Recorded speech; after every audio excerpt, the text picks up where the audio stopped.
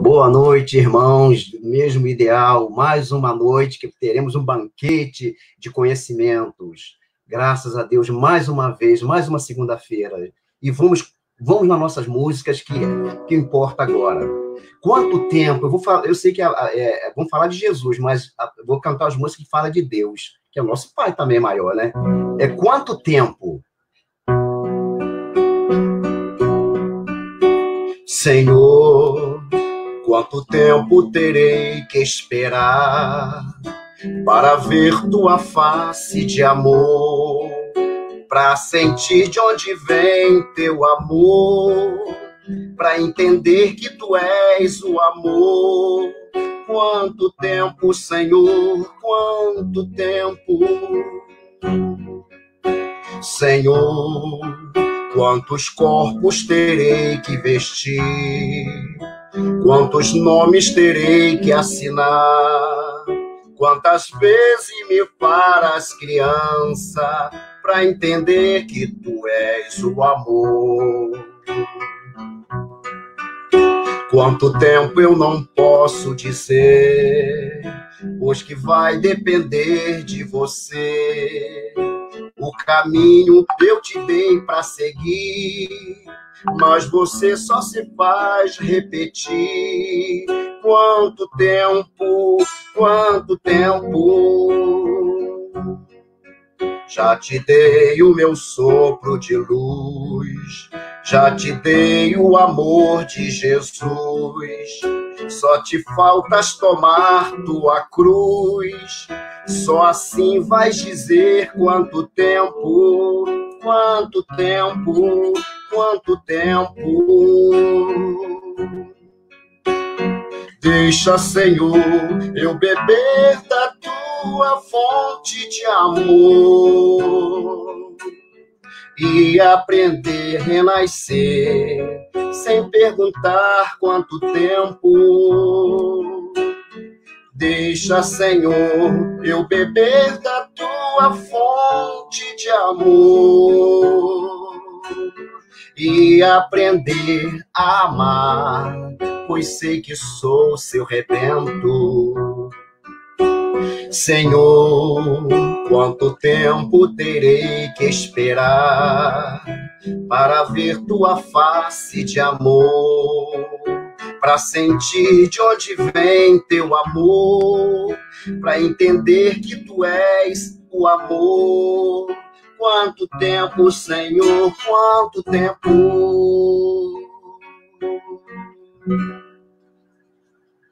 E agora eu ouço Deus, eu vejo Deus, eu sinto Deus. A música de Vasson, interpretando, Ouço Deus, o nome da música, Vansan Costa. Ouço Deus no murmúrio das águas dos rios. Ouço Deus no furor do ciclone bravio. Ouço Deus no cantar matinais dos pardais. Ouço Deus no lamento de pobres mortais. Agora vejo Deus nas estrelas perenes de luz. Vejo Deus no esplendor que a alvorada traduz. Vejo Deus no suave perfume da flor. Vejo Deus, companheira na dor. Sinto Deus na saudade que evoca as lembranças. Sinto Deus no morrer de febris esperança. Sinto Deus na tristeza de ver-te partir. Sinto Deus na tua volta, irmão, a sorrir. Sinto Deus hoje de novo. Sinto Deus na saudade que evoca lembranças. Sinto Deus no morrer de febris esperança. Sinto Deus na tristeza de ver-te partir. Sinto Deus na tua volta, irmão, a sorrir.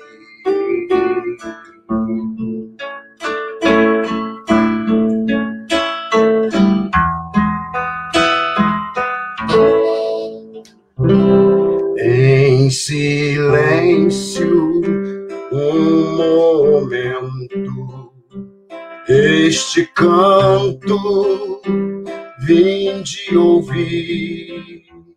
É Jesus que docemente vem chamando, vinde todos a servir, vinde todos a servir. Em silêncio, um momento, este canto vim de ouvir. É Jesus que docemente vem chamando, vinde todos a servir, vinde todos a servir. Que tenhamos uma boa noite. Boa noite a todos. Sejam todos muito bem-vindos a mais essa noite de estudo.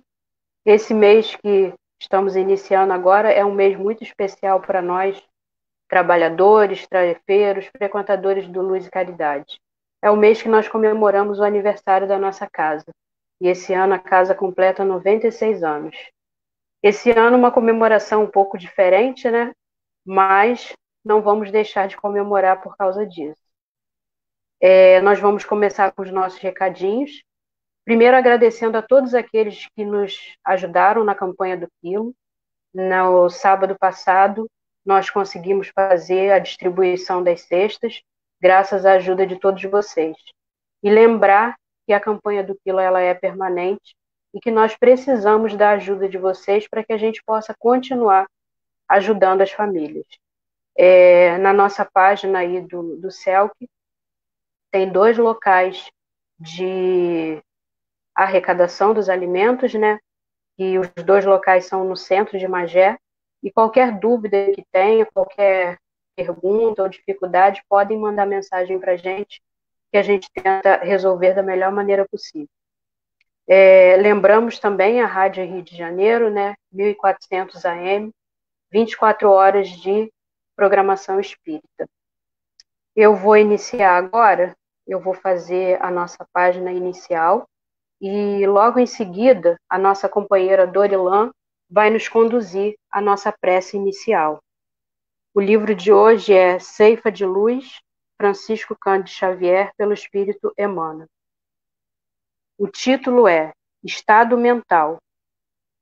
A carga de condições menos felizes que trazemos de vidas passadas pode comumente acarretar-nos difíceis provações e privações de caráter negativo, quando de nossa permanência na Terra.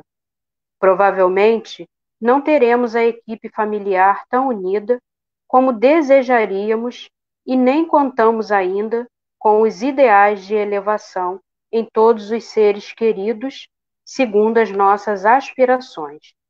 Atividade profissional, com muita frequência, não é aquela que mais se harmoniza com o modo de ser, porquanto, em muitos lances da experiência, somos forçados à execução de tarefas menos agradáveis para a regeneração de nossos impulsos inferiores. A situação social, bastas vezes, não é a que sonhamos, de vez que múltiplas circunstâncias nos impelem a realizar cursos de paciência e de humildade no anonimato educativo. Obstáculos de ordem econômica, em muitos casos, se erigem como sendo cárceres de contratempos incessantes nos quais devemos praticar o respeito aos bens da vida, aprendendo a usá-los sem abuso e sem desperdício. Às vezes não possuímos no mundo nem mesmo o corpo físico que nos corresponda à estrutura psicológica, a fim de que saibamos trabalhar com vistas aos nossos próprios interesses para a vida superior. Indiscutivelmente, nem sempre conseguimos eleger as ocorrências que nos favoreçam os melhores desejos, mas podemos, em qualquer posição, escolher o estado mental justo para aceitá-las com a possibilidade de convertê-las em trilhas de acesso ao infinito bem, e depois de aceitá-las construtivamente, verificamos que a bondade de Deus nos concede a bênção do trabalho, na qual ser-nos-á possível ajudar-nos para que o céu nos ajude, abreviando qualquer período de prova, renovando o campo íntimo, sublimando a existência e acendendo a luz inapagável do Espírito em nosso próprio destino para a edificação do futuro melhor.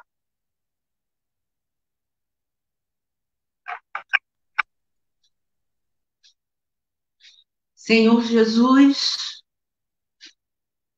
Mestre, amigo de todas as horas, quando, nessa oportunidade, reunimos a família espírita para comemorar 96 anos da Casa Espírita, do Centro Espírita Luz e Caridade, é motivo de grande alegria para todos nós,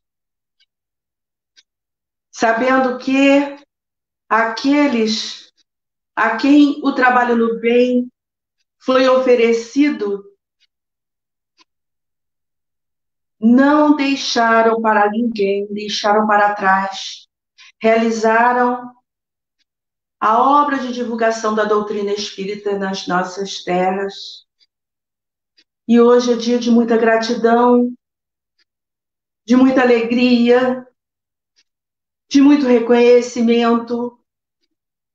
E por conta disso, Senhor, sabemos que hoje, com a palestra do nosso companheiro querido Bruno Lourenço, nós haveremos de estar colocando mais um tijolinho na nossa obra de edificação do reino de Deus neste mundo.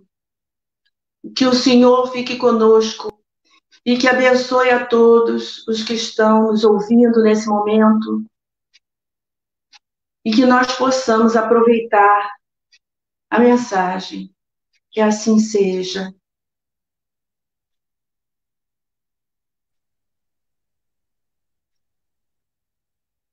Nós vamos, então, agora convidar o nosso companheiro, Bruno Lourenço. Bruno é um amigo querido e ele já está sempre tão presente com a gente que, no nosso coração, ele também faz parte da nossa casa. Sempre que precisamos, sempre que é solicitado, ele está sempre nos socorrendo, nos ajudando. Então, nós sentimos como se também fosse um trabalhador da nossa casa. Bruno, seja bem-vindo, mais uma vez. Obrigado, Luciene, pelas palavras de carinho. Boa noite a todos os companheiros, os irmãos que estão conosco nessa noite especial, que marca aí o início da comemoração de uma data festiva tão relevante, né? 96 anos. Isso não é para qualquer instituição, né? E a gente fica feliz de poder estar aqui nessa noite, participando desse momento especial de comemoração. Lembrando que, por mais que estejamos contentes de poder estar nesse momento, o Luz Caridade é uma instituição que, de fato, faz parte da minha atuação, do meu trabalho, do movimento espírita. É uma instituição que está bem próximo do nosso coração, da nossa alma. O nosso desejo sincero de que todos os trabalhadores, os tarefeiros dessa casa, tanto do plano físico quanto do plano espiritual, recebam aí as nossas vibrações, o nosso desejo de abraço, que não pode ser um abraço físico, presencial, mas com certeza é um abraço cheio de boas energias, de boas vibrações e de saudade. Então, gratidão a esses amigos queridos de todas as horas. Bem, é o mês de aniversário da casa, a casa está vai conversar, né, porque hoje é a primeira palestra desse mês, sobre temas em torno da mensagem, da presença, do Evangelho de Jesus, ressaltando aí a figura do Cristo. E hoje me pediram para falar sobre uma passagem que ficou conhecida como o Cristo acalmando as águas. Todas as vezes que nós falamos de Jesus nas águas, vem sempre à nossa mente duas cenas, né? De Jesus andando sobre as águas, quando Pedro se aventura a fazer como ele, e essa passagem que foi registrada por 3 dos 4 evangelhos sinópticos, que foi registrada por Mateus, no capítulo 8, versículo 18, 23 e 27 do seu evangelho, Lucas, também no capítulo 8, versículo 22 e 25 do seu evangelho, e Marcos, capítulo 4, versículo 35 a 43.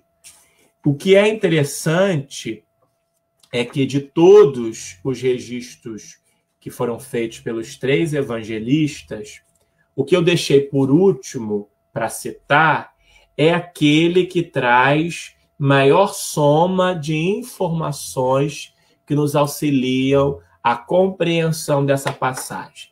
Quem me conhece sabe que a gente gosta sempre de analisar o contexto histórico em que o Cristo nos deixa, através do seu verbo, um verdadeiro legado de conhecimento, de ensinamento à nossa alma.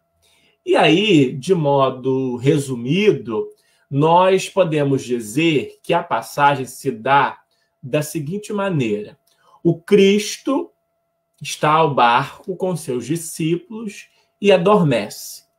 Nisso que Jesus adormece, começa a tempestade. Deixa eu beber um pouquinho de água aqui, gente. Começa uma tempestade. A água começa a bater no mar, no barco. Os discípulos se assustam e acordam a Jesus, a fim de que ele possa experimentar com os discípulos aquele momento. E Jesus, na maior calma possível, ergue-se no barco e ordena com que a tempestade cesse. E a tempestade cede. E aí os discípulos ainda vão dizer assim: mas que homem é esse que até a tempestade, que até o mar obedece? E essa passagem, ela nos oferece 2 contextos que podem ser objeto de estudo. O primeiro de todos é o contexto acerca da ação do Cristo sobre a tempestade, ou seja, acerca da intervenção dos espíritos nos fenômenos ligados à natureza. Esse é um fato que merece ser estudado, que precisa ser estudado, e que nós vamos encontrar bastante referências sobre o assunto no livro Obras Póstumas, quando Kardec estuda a questão do magnetismo e da influência que os espíritos podem exercer sobre os fenômenos da natureza. Mas esse é um contexto de análise de ordem científica, de ordem que demanda aí a nossa atuação específica nessa abordagem. Um outro contexto que também pode ser objeto de estudo nosso é o contexto do poder da fé. Como vocês já devem me conhecer, o meu grande objetivo é sempre falar sobre o Evangelho, sobre as virtudes, e nós não nos aventuramos muito a falar sobre as questões de ordem científicas. Não que elas não sejam importantes e que não sejam também o meu objeto de estudo. Enquanto espíritas, o Espiritismo nos oferece a oportunidade de conversar sobre N questões e sobre diversas óticas. Entretanto, para falar no púlpito, você precisa ter uma aptidão que vai além do seu estudo pessoal. Se você deseja falar publicamente, ensinar as pessoas, esclarecer questões que estão vinculadas à ordem científica, não basta apenas o seu estudo dessas questões. É preciso que você tenha uma dedicação, uma aptidão para falar sobre esses temas, que não é o meu caso. Então, me restou apenas o diálogo acerca do poder da fé. O poder do nosso desejo pessoal sobre a transformação das coisas. Aí alguém vai pensar assim, mas não é uma contradição dizer que essa passagem nos oferece uma lição acerca da fé? Porque, na verdade, nós vemos ali os discípulos temerosos e o Cristo agindo sobre a natureza. Em que momento nós estamos vendo ali uma passagem que nos oferece um diálogo sobre a fé? A verdade é que a passagem inteira é um diálogo sobre a fé. Parece que o Cristo, ele pensou em cada detalhe para oferecer aos discípulos de forma figurativa, de forma ilustrativa, uma lição sobre fé. E aí, dos três evangelistas, aquele que narra a passagem com maior detalhe, maior riqueza de detalhe, é o evangelista Marcos. E aí vocês vão me permitir fazer a leitura aqui do que diz o evangelista Marcos acerca dessa passagem. Então, nós estamos no capítulo 4 do Evangelho de Marcos, versículo 35, em que ele diz assim: naquele dia, chegando o fim da tarde, diz-lhes, Jesus no caso, atravessemos para o outro lado. Após deixar a turba, acolhem-no no barco, do modo como estava, e outros barcos estavam com ele. E ocorreu uma grande tempestade de vento, e as ondas se lançaram para dentro do barco, de modo a encher-se já o barco. Ele estava na polpa do barco, dormindo sobre a almofada. O despertam e dizem-lhe: Mestre, não te importa que estamos perecendo? Despertando-se, repreendeu o vento e disse ao mar: Silencia, cala-te. Cessou o vento e houve grande calmaria. Disse-lhes: Por que estáis temerosos? Ainda não tendes fé? Tremendo muito, diziam uns aos outros: Quem é este que tanto os ventos quanto o mar lhe obedecem? Olha que interessante, né? Quem é este que tanto os ventos quanto o mar lhe obedecem? E agora, por que o registro de Marcos é o mais completo? Porque ele traz uma série de informações que os outros evangelistas não registram. Ele traz uma série de informações. Por exemplo, os outros evangelistas começam a narrativa da parábola a partir do momento em que Jesus se insere no barco e convida eles a atravessarem para o outro lado. E aí, se você começa a estudar o contexto da mensagem a partir desse instante, logo na sequência vai dizer que Jesus adormeceu. E a gente fica pensando assim, puxa vida, mas Jesus lança-se ao mar. Se vai vir uma tempestade, provavelmente a tempestade já estava se avizinhando no horizonte. E mesmo assim Jesus dorme e deixa os discípulos dormindo. Mas olha o que Marcos fala. Marcos conta que Jesus deixa, antes de entrar no barco, Jesus deixa a turba. Ou seja, o Cristo havia atendido a multidão.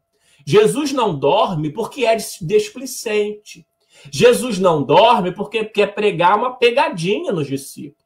Jesus dorme porque tinha trabalhado intensamente com o povo e provavelmente precisava descansar. Agora, o que é interessante é que Marcos e todos os três evangelistas falam acerca do Cristo dormir. Mas Jesus podia ter sido exemplo para essa passagem uma série de outras questões. Jesus podia estar batendo papo enquanto os discípulos estão ali sofrendo com a tempestade. Jesus podia estar orando, ou Jesus podia estar nem aí para aquela situação. Mas eles dizem que Jesus está dormindo. O que isso nos oferece? Nos oferece que o Cristo não estava numa postura irresponsável. Ele estava numa postura de descanso do corpo. Então, em hipótese alguma, Jesus se mostra displicente à realidade daquele momento que vai ser vivido. Uma outra coisa interessante que Marcos registra é que o Cristo vai ao barco e outros barcos também estão com ele. Os outros evangelistas não falam acerca da existência destes outros barcos no mar. Daqui a pouco a gente vai entender o porquê que tudo isso faz lógica. Porque todos esses detalhes que, analisados de forma isolada, parecem desimportantes, são relevantes para o entendimento do que o Cristo quis nos oferecer.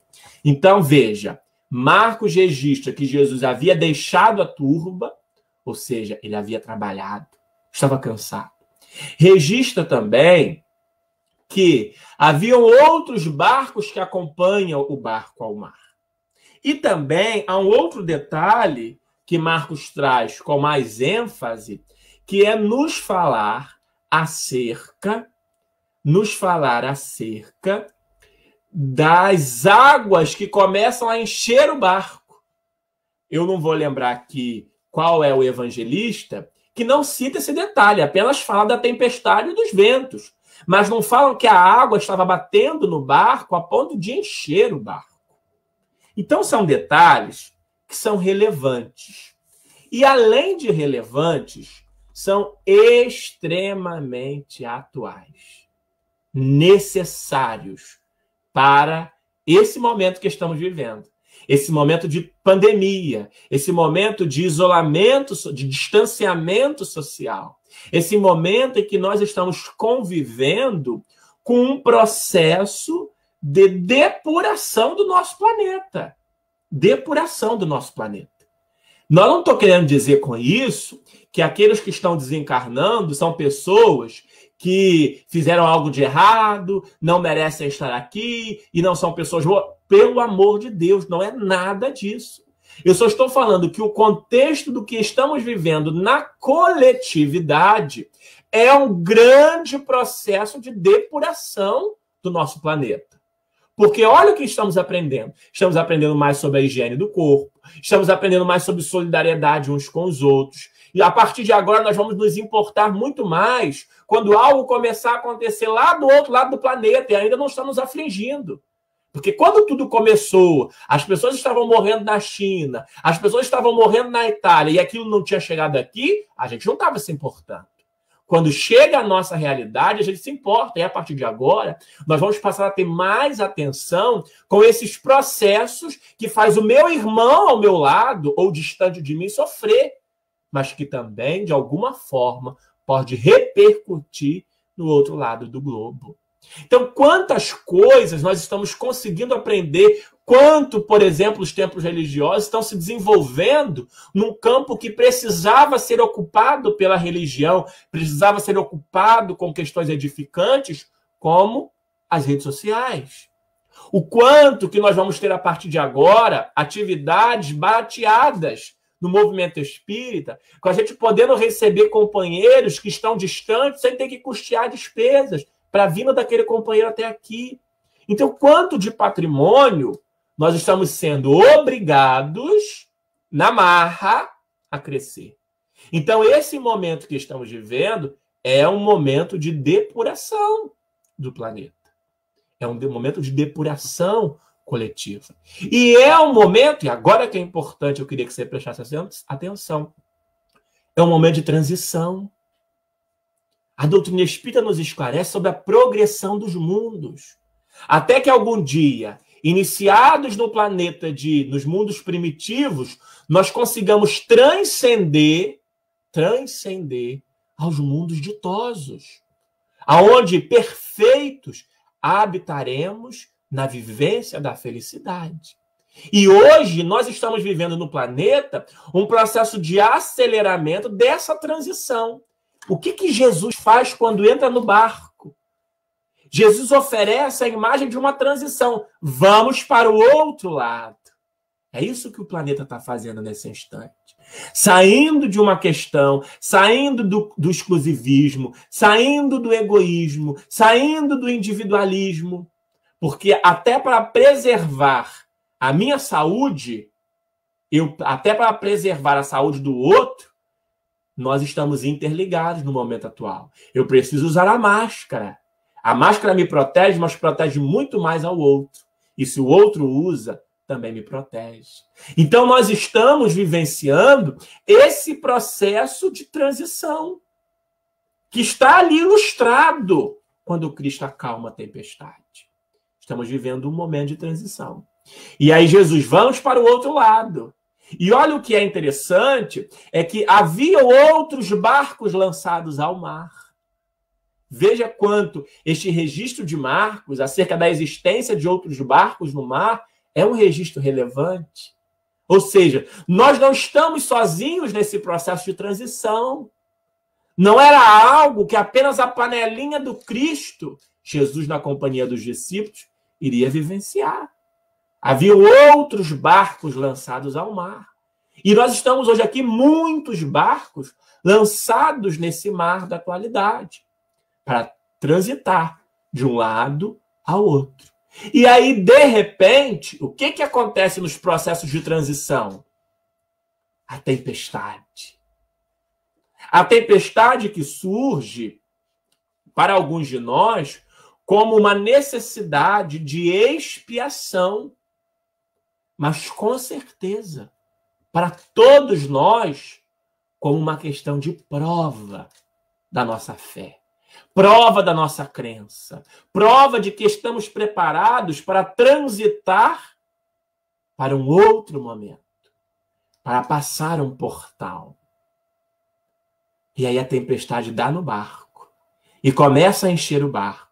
Quantas vezes nós, na nossa realidade, nós planejamos fazer uma conquista? Não, esse ano eu vou me matricular no ESD, esse ano eu vou assistir às reuniões públicas, esse ano eu vou ler o Evangelho, esse ano eu vou ler o Livro dos Espíritos, esse ano, quando surgir alguma coisa lá no meu trabalho com aquela pessoa que implica comigo, eu vou beber a água da paz, eu vou fazer um esforço, eu planejo transitar de um lado para o outro, com o meu barco. E aí, no meio do caminho, vem a tempestade. Só que essa tempestade, ela é significativa porque ela começa a encher o nosso barco. É uma sinalização de que muitas vezes as águas que vão enchendo o nosso barco, fazendo com que ele pese mais e afetando o equilíbrio deste barco que plana sobre as águas, é algo que pode ser criado ou maximizado. Lembrando aí da imagem da informática, que quando você pega uma janelinha que é pequenininha e cresce. Maximizado por nós mesmos. São as ervas daninhas que nós deixamos dar no nosso barco. São os pensamentos inferiores, os pensamentos pessimistas, os pensamentos derrotistas. Aquele pensamento contínuo de culpa. Ou aquele pensamento de que o outro tem mais chance do que a gente. É a água que vai dando no nosso barco e que a gente guarda, reserva, ao invés de esvaziar. Esses pensamentos que precisam ser esvaziados na nossa cabeça, porque nós, para transitar no barco, não podemos ter muito peso, porque se o peso for maior do que aquilo que está nos carregando comporta, o barco vai virar. E aí nós começamos a transitar pelo barco. A tempestade, ela é necessária. Ela está posta ali como uma expiação de algo que eu preciso me esforçar para aprender, ou como um teste, uma prova, porque eu vou colar grau lá na frente. A tempestade é necessária. Entretanto, quando eu permito que o meu barco vá enchendo de água, aí é que mora o perigo. E aí é quando eu torno aquela tempestade algo maior do que ela efetivamente é. E aí eles se assustam. E quando olham para Jesus, Jesus está dormindo na polpa do barco. E ainda Marcos vai dizer que ele está pousando a cabeça sobre uma almofada.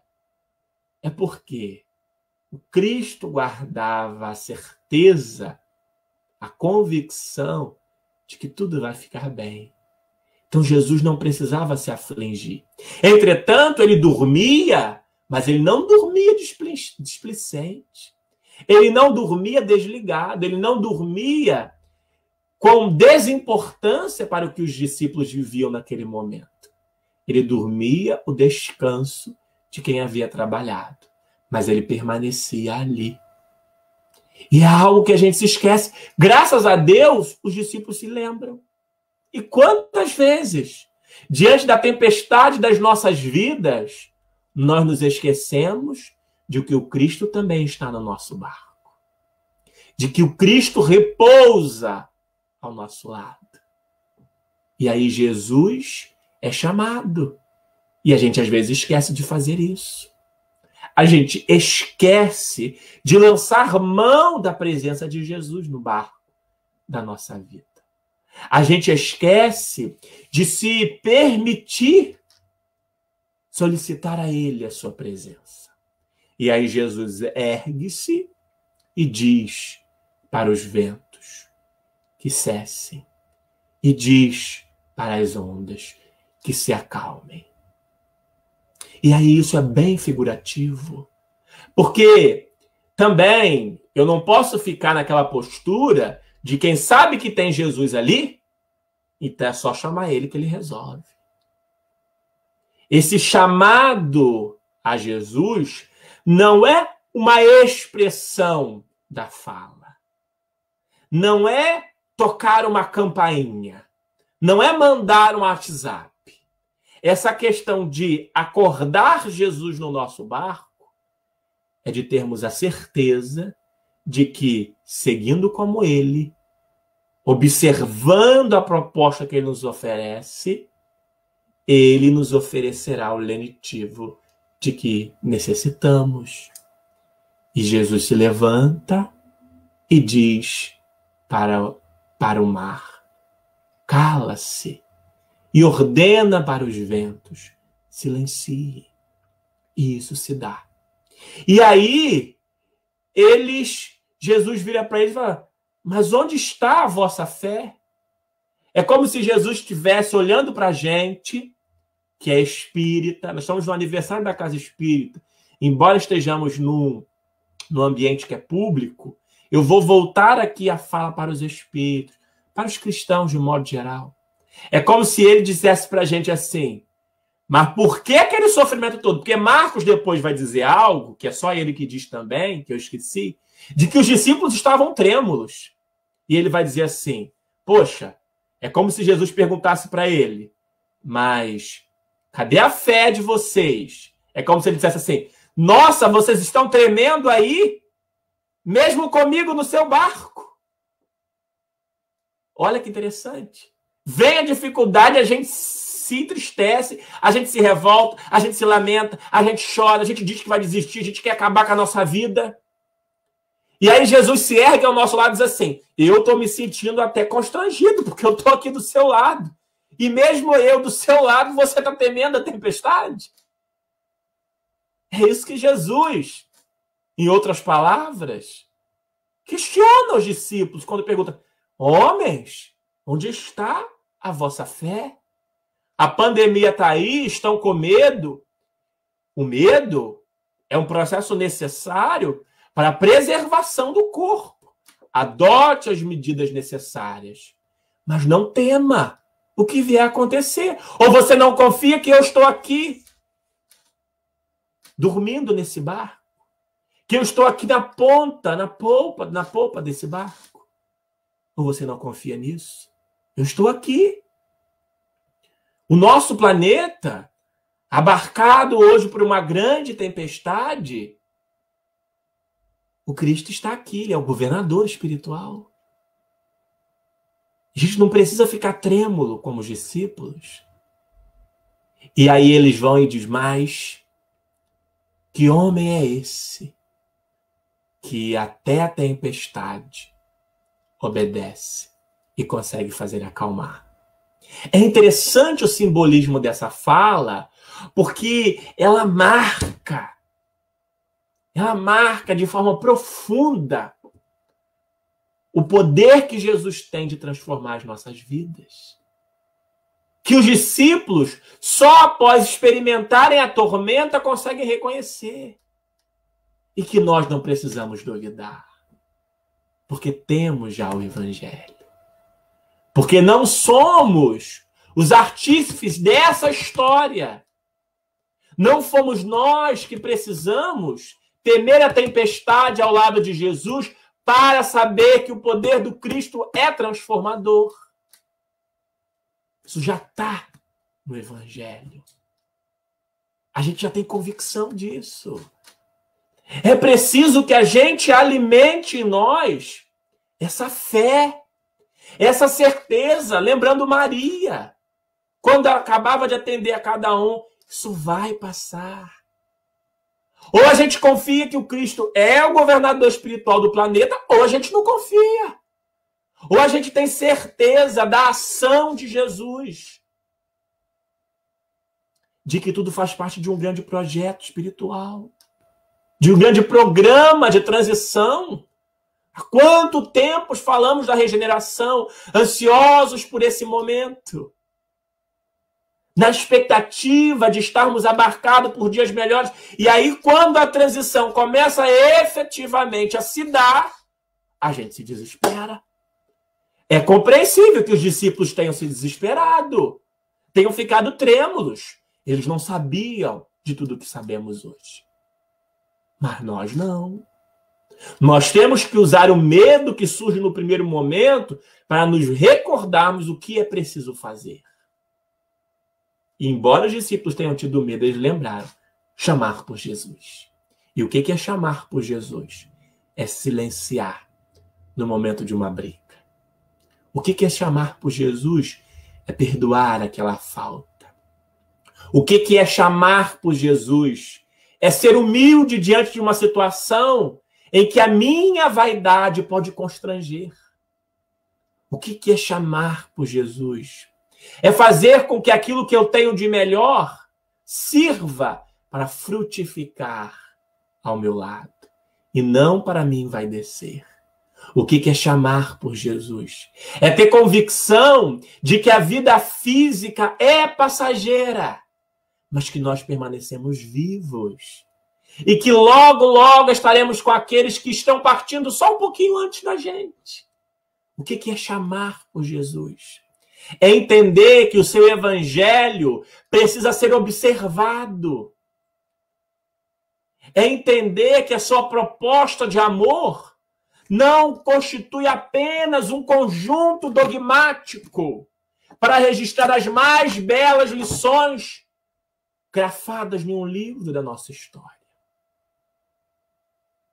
Ou a gente começa a perceber isso, para encarar esse momento diante da tempestade em que estamos lançados ao mar, na convicção de que o Cristo tem a capacidade de acalmar o mar, ou nós vamos permanecer à deriva. Porque ainda que o Cristo queira e atue, nós não vamos perceber, porque nós não acreditamos nele. Então ele pode agir, que eu continuo achando que aquilo que ele está fazendo não está sendo feito. E aí nós lembramos a importância da fé. E aí alguns companheiros perguntam assim, mas como é que eu posso construir essa certeza de que as coisas vão se acalmar? Como é que eu posso construir essa convicção de que nós teremos dias melhores?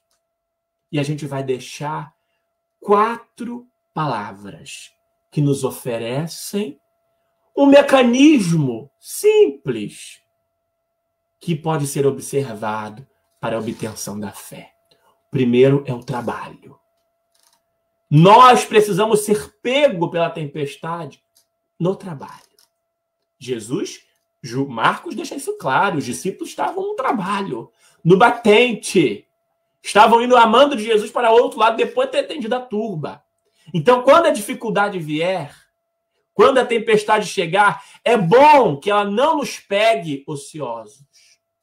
É bom que ela não nos pegue sentado no nosso sofá, como diz a canção, que embora poética e de uma melodia respeitável, não pode ser observado nesse momento. Deixando a vida me levar.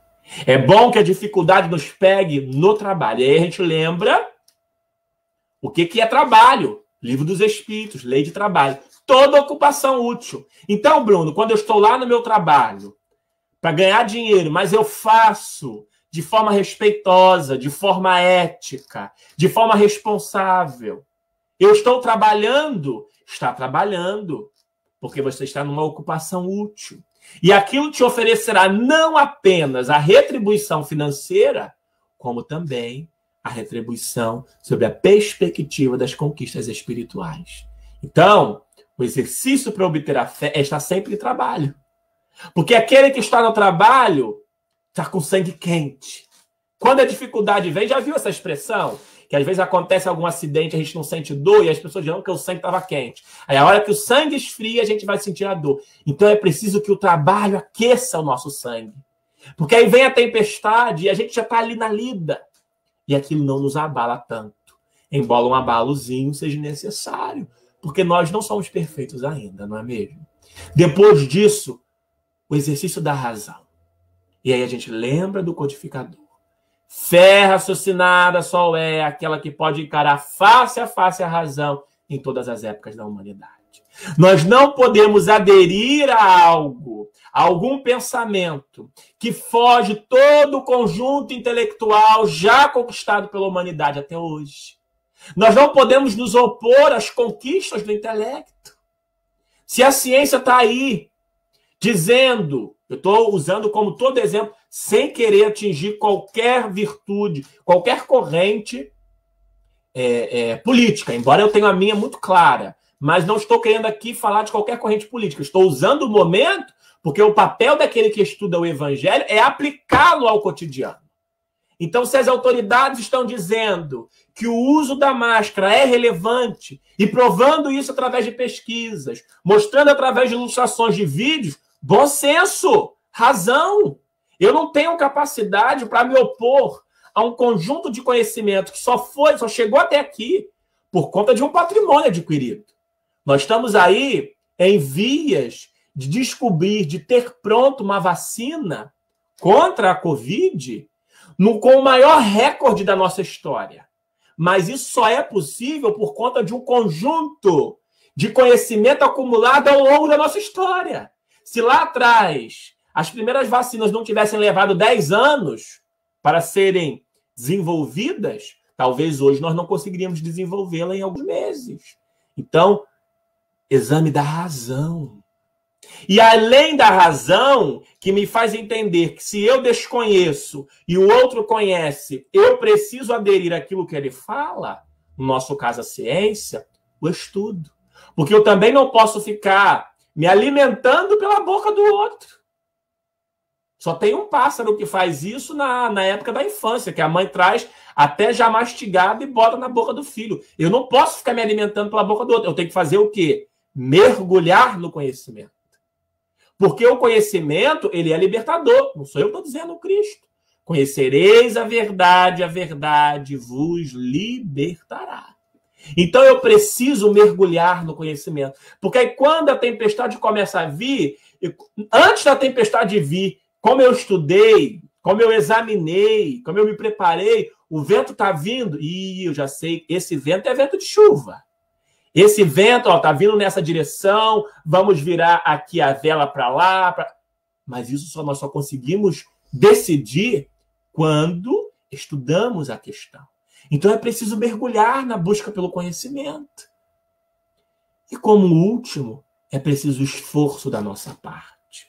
É preciso a nossa dedicação, não no sentido de trabalhar, que foi lá a primeira dica, mas no sentido de, diante da dificuldade, recordar o Evangelho.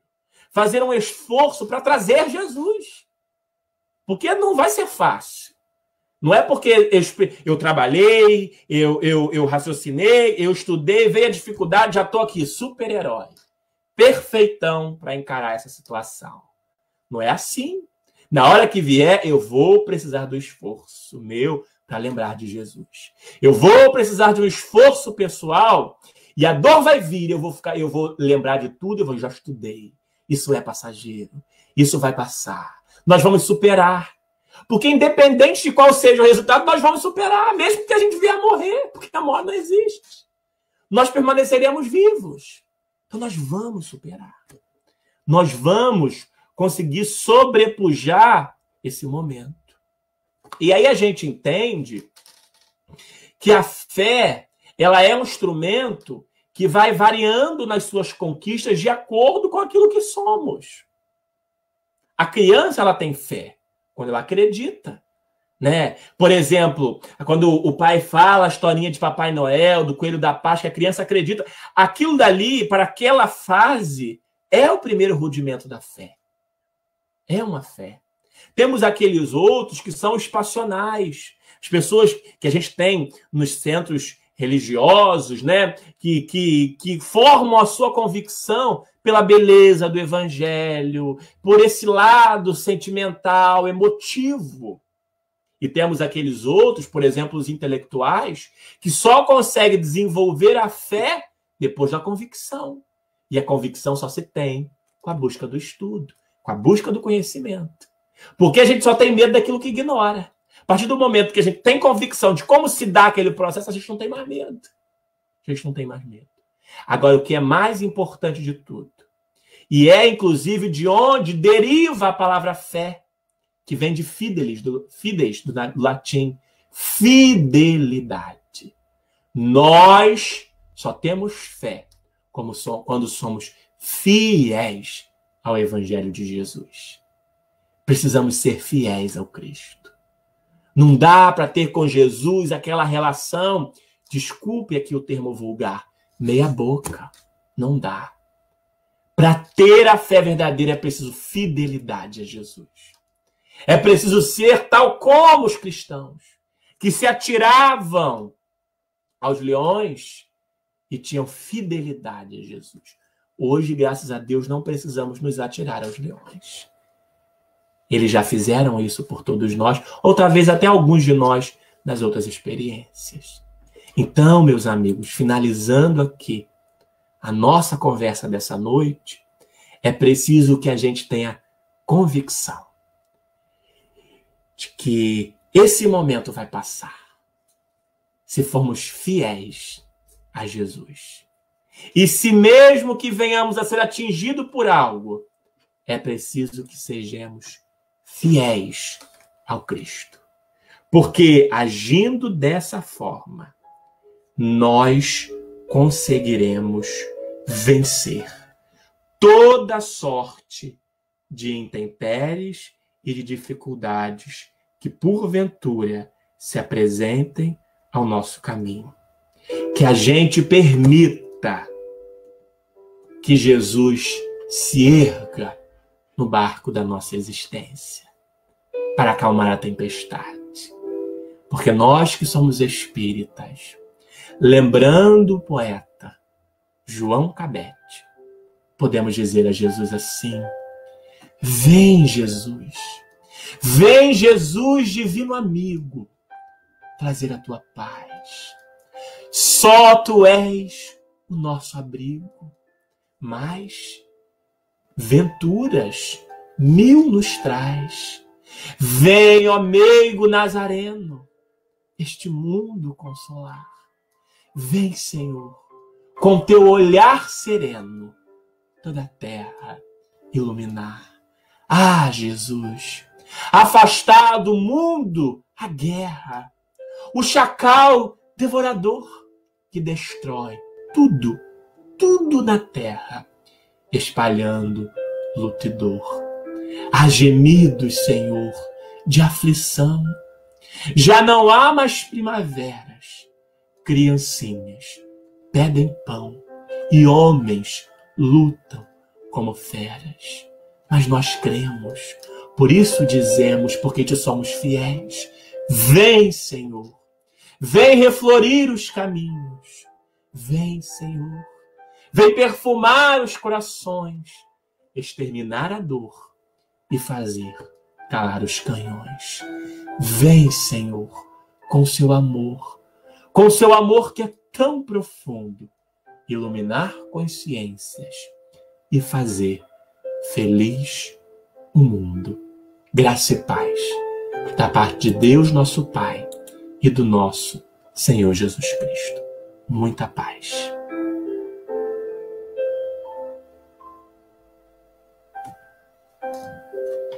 É com muita alegria, com o nosso coração cheio de gratidão, que nós agradecemos a você, Bruno, por essas palavras, pelo estudo que você nos proporcionou essa noite.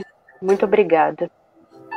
Eu que agradeço. Nós vamos convidar o nosso companheiro Roberto para cantar mais uma música. E, Bruno, você pode fazer a nossa prece final depois da música? Posso.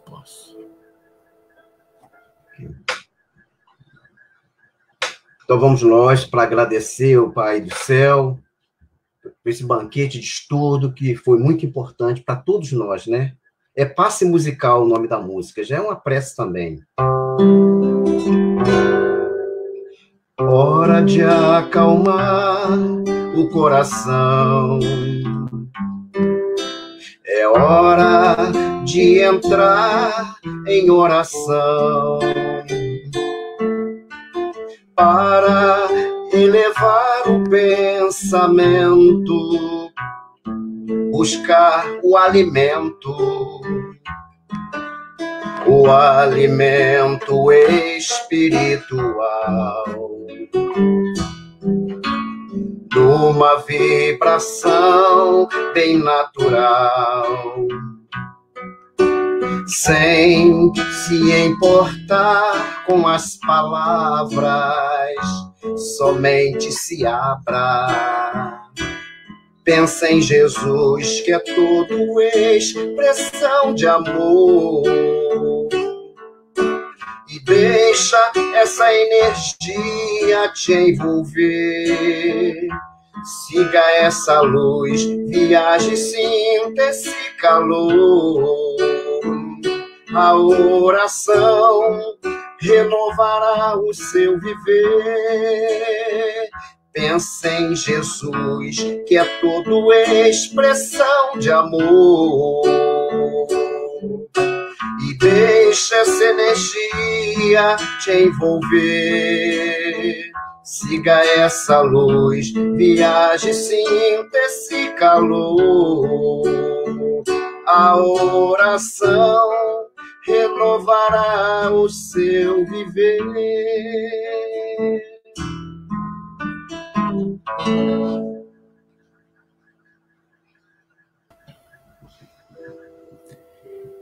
Então, meus amigos, nesse momento de gratidão, em que nós estamos envolvidos, mesmo distantes uns dos outros, das energias amorosas dos trabalhadores da Casa de Luz e Caridade. Eu sei que nós temos companheiros da casa que estão conectados nesse instante, assistindo do seu lar. E sei que na reunião pública do Luz e Caridade, ao final, nós temos o passe. Eu tenho convicção que os trabalhadores dessa casa, a partir deste momento, estarão se colocando à disposição de doar as tuas energias e, somadas ao trabalho da espiritualidade amiga, essas energias serão levadas até você, no seu lar, você que vai acompanhar essa transmissão depois, ao longo da semana. Eu tenho convicção nisso. Então, nesse momento, abra o seu coração. Abra o seu coração. Se imagine na presença do Cristo. Imagine-se com Jesus nesse instante, para que receptivos nós possamos receber essas energias de amor. Dizendo assim: amigo Jesus, Senhor das nossas almas, aqui estamos, Mestre,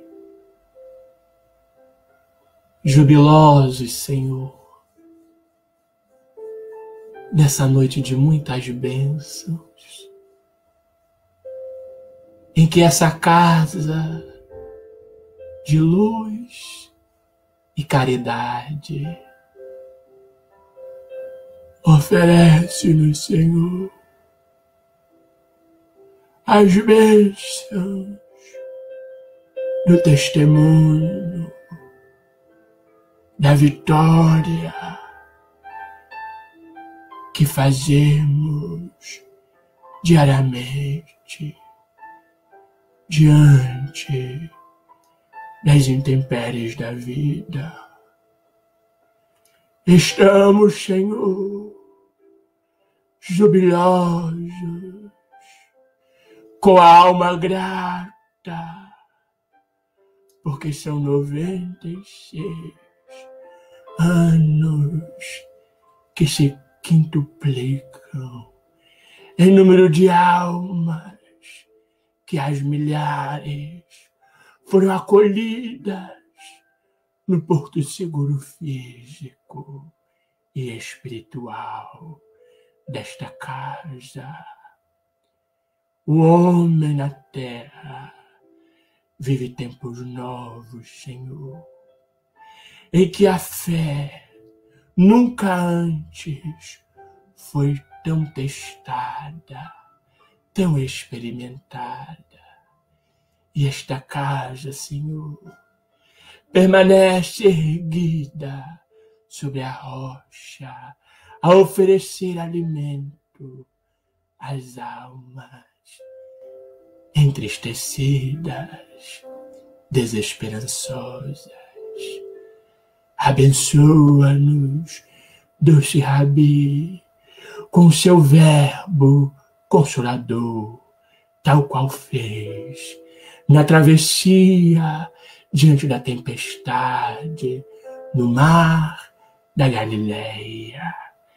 Estamos no nosso mar, Senhor, e pedimos que possamos ouvir a sua voz a dizer: cala-te, ondas, silenciem-se os ventos, porque estamos na presença do Cristo de Deus. Abençoa-nos, Senhor, hoje e na eternidade das nossas almas.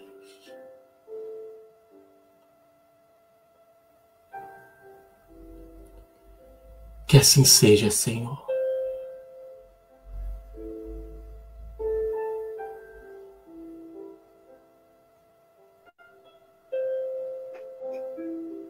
É com muita alegria que nós agradecemos mais uma vez ao Bruno pelo seu carinho, pelas suas palavras, pelo estudo da noite de hoje. Muito obrigada, Bruno. Obrigado a todos vocês que estiveram aqui conosco